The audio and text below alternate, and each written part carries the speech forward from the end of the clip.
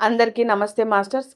స్వాధ్యాయంలో భాగంగా మనం ఈరోజు ఇరిటేషన్ అనే బుక్లోని జ్ఞానం గురించి తెలుసుకోబోతున్నాము. బ్రహ్మర్షి పితామహ పత్రిజీ గారికి, వంశీ మాస్టర్ గారికి, ప్రవీణ మేడం గారికి నా ఆత్మ ప్రణామాలు. అలాగే ఇరిటేషన్ బుక్ రచయిత అయిన టార్కం సెర్డారియన్ గారికి నా ఆత్మ ప్రణామాలు. ఫ్రెండ్స్, ఈరోజు పార్ట్ 24 చదువుకోబోతున్నాము. మన గ్రాహకత ప్రమాదకర విషయంతో కలవనప్పుడు అప్పుడు మాత్రమే మహాత్ములు, మహా ఉనికి, ఘన సూర్యుడు, నక్షత్ర మండలాల ద్వారా మనపై వారి సందేశాలను నమోదు చెయ్యటానికి ప్రయత్నిస్తాయి.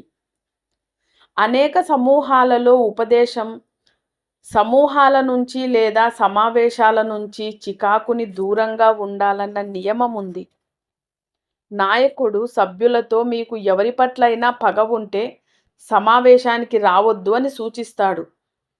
అటువంటి వారు సమూహాన్ని, సమావేశాన్ని, సభ్యులను కలుషితం చేస్తారని వారి అభిప్రాయం.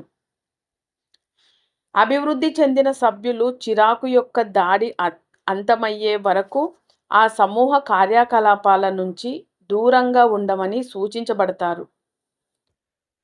నాయకుల కుటుంబాలకు కూడా అదే సూచనలు ఇవ్వబడతాయి. గాలిలో మిరియాల పొడి ఉంటే అందరూ తుమ్మడం మొదలు పెడతారు. ప్రమాదకర విషం కూడా అదే విధంగా వ్యాపిస్తుంది అని బోధన చెప్పబడింది. నిర్ణయాత్మక చర్యలు చేపట్టే సమావేశాలను నాయకులు ఆత్మస్థాయిలోనే గాని, ప్రపంచ స్థాయిలో గాని ఏర్పాటు చేస్తారు.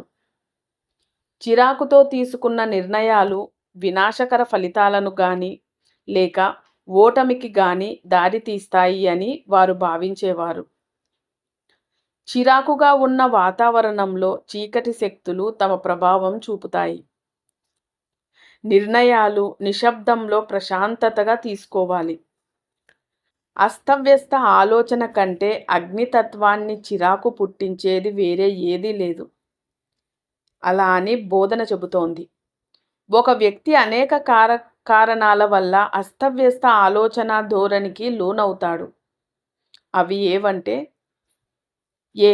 వ్యక్తిత్వంలో సమగ్రత లేకపోవడం. బి. ప్రమాదం, భయం, ద్వేషం లేదా సందేహాల వల్ల వ్యక్తిత్వం సమగ్రతను కోల్పోవడం. సి. బలహీనమైన పునాది వల్ల సందిగ్ధత. డి. దుష్ట ప్రతికూల ఆలోచన వల్ల మెదడుకు నష్టం కలుగుతుంది. ఈ. అధిష్టానానికి, ప్రణాళికకు వ్యతిరేకంగా ఉండటం. ఎఫ్. వాస్తవాలు తెలిసిన తన జ్ఞానానికి, నమ్మకానికి విరుద్ధంగా జీవించటం. జి. ఉద్రేకంతో ఉన్న ఉద్వేగ శరీరపు గ్రాహ్యత. హెచ్. మాదక ద్రవ్యాలు, పొగ తాగటం, లైంగిక శక్తిని వృధా చేయటం సరికాని ధ్యాన పద్ధతులు. ఐ. కొన్ని మనోవ్యాయామాలు పరిపక్వత పొందక మునుపే గత జన్మల గురించి తెలుసుకోవటం. జే. అంతర్కాంతిని సందిగ్ధత పోకముందే దానిని అతిగా వెలువరించడం. అస్తవ్యస్త ఆలోచన ధోరణి శృతి చేయని వాయిద్యాన్ని మీటటం వంటిది. విస్తరిస్తున్న 12 దళాల కమలంతో శిరోకేంద్రాలు సమగ్రగతతోనూ శృతితోనూ లేకపోవడం వల్ల ఆలోచన సక్రమంగా ఉండదు. దానికి బీజం, పెంపుదల, లక్ష్యం ఉండవు. అటువంటి ఆలోచన అంతరిక్షంలోని అగ్నితత్వానికి, మనిషి యొక్క ప్రాణమయ కోశానికి చిరాకు తెప్పించి హింసాయుత ప్రతిచర్యలను సృష్టిస్తుంది. ఓకే ఫ్రెండ్స్, ఇక్కడితో ఈరోజు స్టాప్ చేసుకుందాము. రేపు కంటిన్యూషన్ చేసుకుందాము. Thank you. మాధవి.